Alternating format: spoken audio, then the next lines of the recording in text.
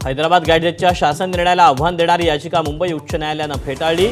सदर जनहित याचिका ग्राह्य धरण्यायोग्य नाही, कोर्टाकडून स्पष्ट।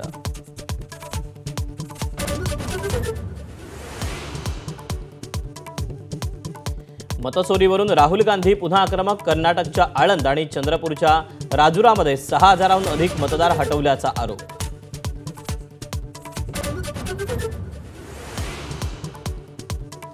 75व्या वर्षी मी थांबलो नाही, त्यामुळे मोदींनाही म्हणू शकत नाही, शरद पवारांची भूमिका। तर मोहन भागवतांनाही टोला।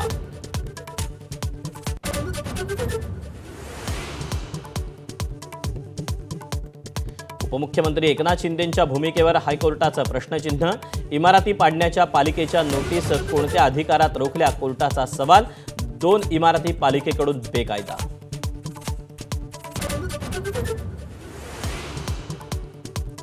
मालेगाव बॉम्बस्फोटाप्रकरणी निर्दोष सुटलेल्या 7 जणांना हायकोर्टाची नोटीस। पीडितांच्या कुटुंबियांनी दिलं निर्दोष सोडण्याला आव्हान। स्फोटाचा तपास करणाऱ्या एएनआय संस्थेलाही नोटीस।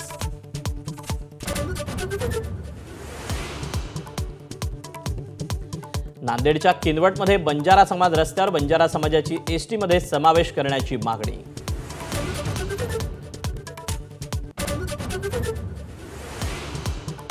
बंजारा समाजापाठोपाठ बीडमध्ये धनगर समाज रस्त्यावर जिल्हाधिकारी कार्यालयाबाहेर सुंबरान आंदोलन करून लक्ष वेधलं। एसटी प्रवर्गात समावेश करण्याची मागणी।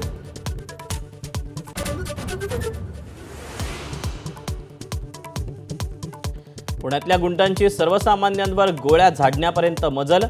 गाडीला बाजू का दिली नाही या क्षुल्लक कारणावरून निलेश घायवळ टोळीकडून गोळीबार।